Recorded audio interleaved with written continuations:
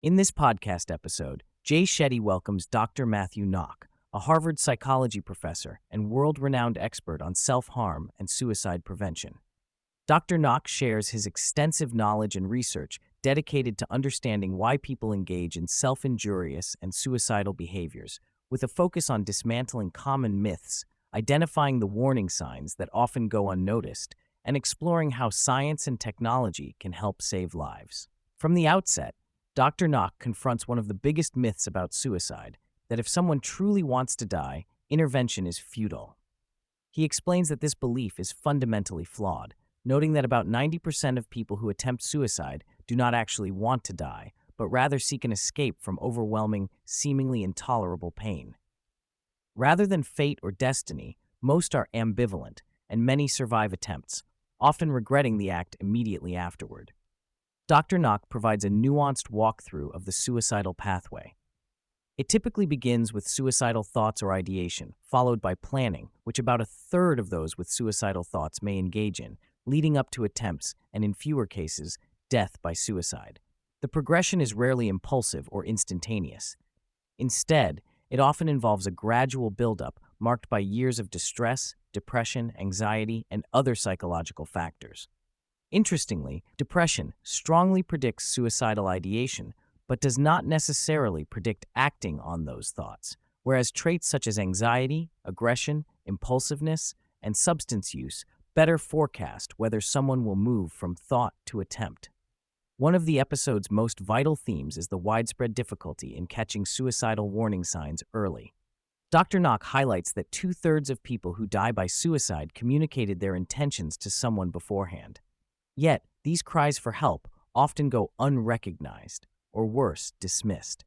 He emphasizes the need for open conversations to reduce stigma, urging families, friends, and communities to learn how to ask about suicidal thoughts directly and compassionately, debunking the fear that such discussions increase suicidality. This taboo around suicide leads not only to underfunded research, but also to inadequate societal support structures.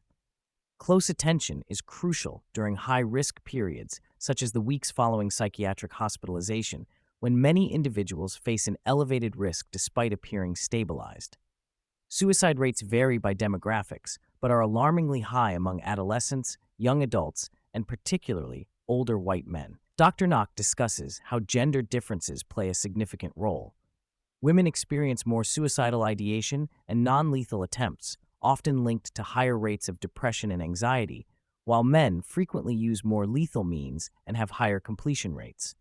He also notes increasing suicide rates among Black male youth in recent years, raising urgent questions for further research.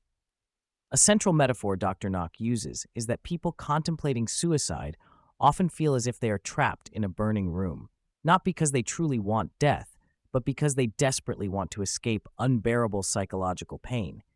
This pain most commonly stems from depression, but also includes anxiety, feelings of burdensomeness, social disconnection, and lack of belonging. These factors fuel the desire to escape, yet they manifest differently across individuals, making suicide a complex and highly individualized crisis. Social determinants like financial stress, relationship breakdowns, legal problems, and bullying, both in-person and cyberbullying, can exacerbate this pain. However, socioeconomic status or income does not strongly predict suicide risk, illustrating that suicide knows no bounds. The persistent cultural stigma surrounding suicide, along with gaps in mental health care, means that many people suffer in silence, lacking the necessary tools or support to get through their struggle. Significantly, Dr. Nock touches on modern challenges such as cyberbullying and the role of emerging technologies like AI in mental health. Recent tragic cases where teenagers were blackmailed with AI-generated photos or reportedly misled by AI chatbots like ChatGPT have sparked concern.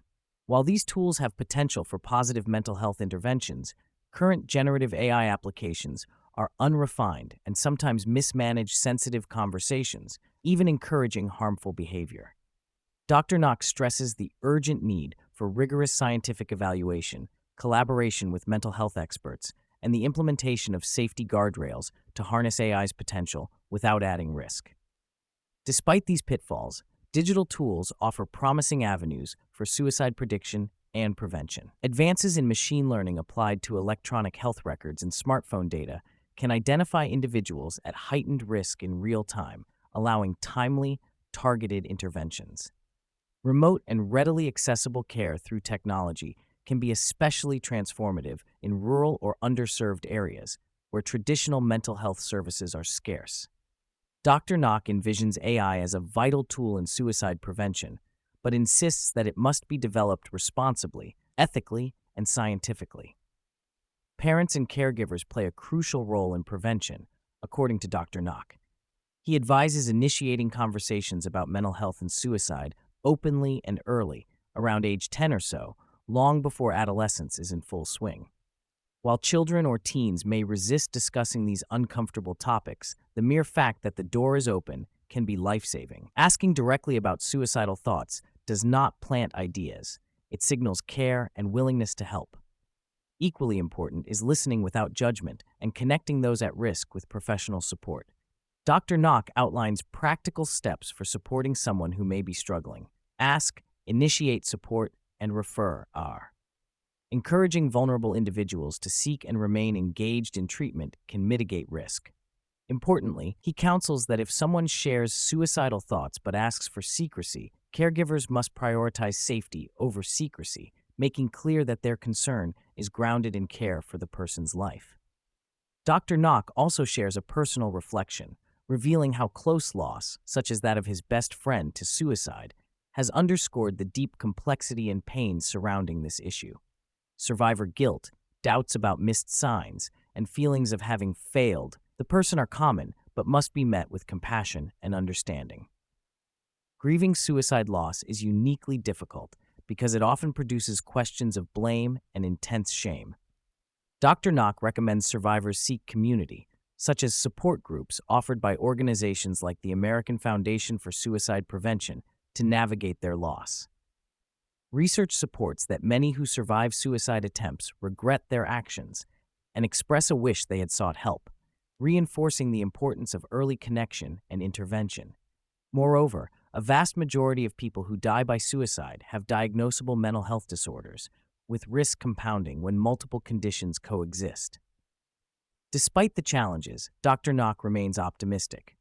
Progress in understanding suicide's multifactorial causes, improving risk prediction, and developing behavioral interventions offers hope that suicide rates can be meaningfully reduced. While scientific funding and public discourse remain insufficient, increased awareness, destigmatization, and responsible technological innovation are paving the way for better prevention strategies. Suicide deaths have remained relatively flat over the past century, a stark contrast to other major causes of death that have dramatically declined through research and public health efforts. Dr. Nock calls for a societal commitment to treating suicide prevention with the same urgency as other health crises.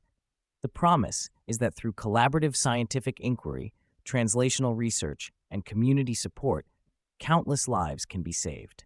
Dr. Matthew Nock's contributions to the understanding of self-harm and suicide reveal the intricate warning signs that are frequently missed and the importance of shattering misconceptions. By embracing open communication, leveraging technology responsibly, and mobilizing resources toward research and intervention, society can better detect and support those wrestling with suicidal crises.